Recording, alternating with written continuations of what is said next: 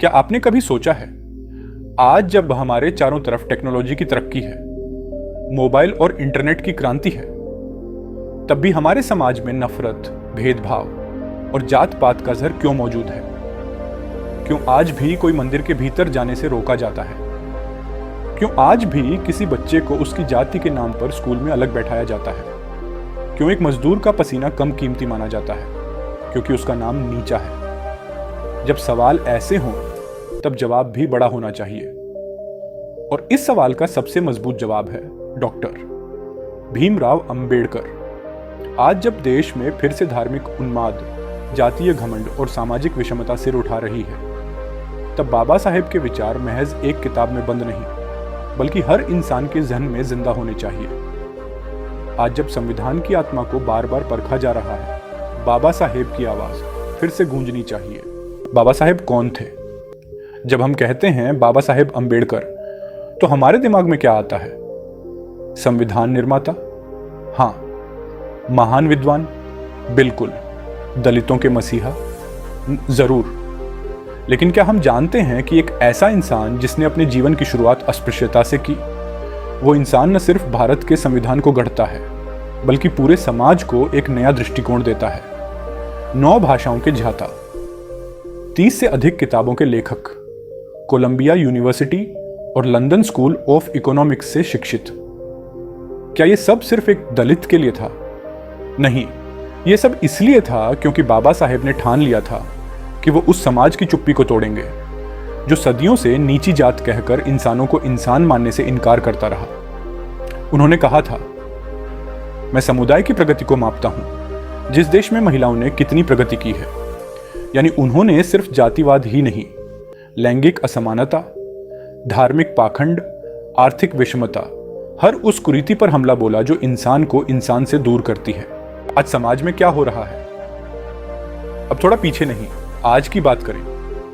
क्या आपको नहीं लगता कि समाज फिर से उसी मोड़ पर खड़ा हो गया है जहां से बाबा साहेब ने हमें निकालने की कोशिश की थी? एक धर्म दूसरे धर्म से नफरत करता है, एक जात दूसरी जात को नीचा दिखाती है। सोशल मीडिया पर विचार नहीं, गाली चलती है। मंदिर, मस्जिद, गुरुद्वारे, सब जगह फर्क बढ़ता जा रहा है। क्या हम फिर से विघटन की ओर बढ़ रहे हैं? बाबा साहेब ने चेताया था, जातिवाद केवल सामाजिक समस्या नहीं है, यह राष्ट्रीय एकता के लिए सबसे बड़ा खतरा है। आज जब राजनीतिक दल जातियों में बांटकर वोट मांगते हैं, जब मंदिरों में ऊंच नीच फिर से जोर पकड़ती है, तब बाबा साहेब की सोच रोशनी की एक किरण है। बाबा साहेब के विचार आज की दवाई। तो आइए देखें बाबा साहेब के वो कौन कौन से विचार हैं जो आज हमें फिर से जोड़ सकते हैं। 1. समानता। उन्होंने कहा, हम सबसे पहले इंसान हैं, फिर कुछ और। जाति, धर्म, वर्ग सब कुछ बाद में आता है। 2.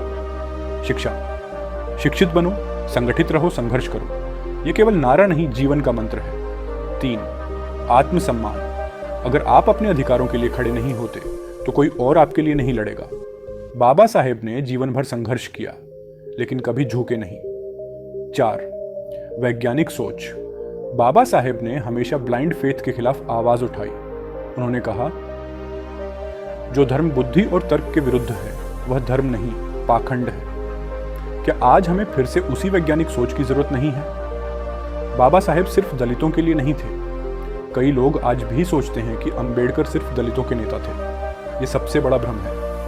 बाबा साहेब ने संविधान बनाया जो सिर्फ एक जाति नहीं, पूरे भारत के लिए था। उन्होंने मजदूरों के लिए श्रम कानून बनवाए।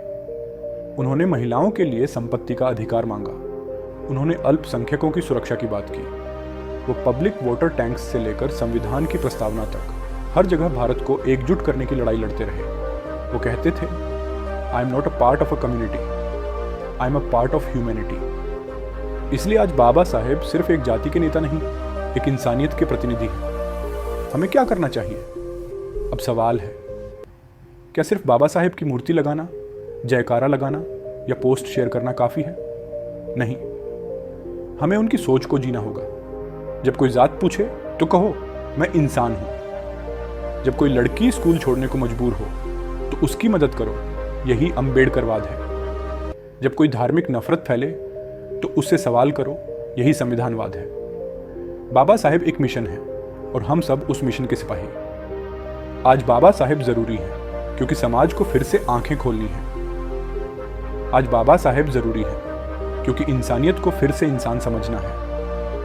आज बाबा साहेब जरूरी है क्योंकि संविधान को फिर से याद दिलाना है कि वो सिर्फ किताब नहीं, करोड़ों लोगों की उम्मीद है। तो आइए सिर्फ जय भीम कहने तक सीमित ना रहें, बल्कि भीम को अपने विचारों, अपनी बातों और अपने कर्मों में जिंदा रखें।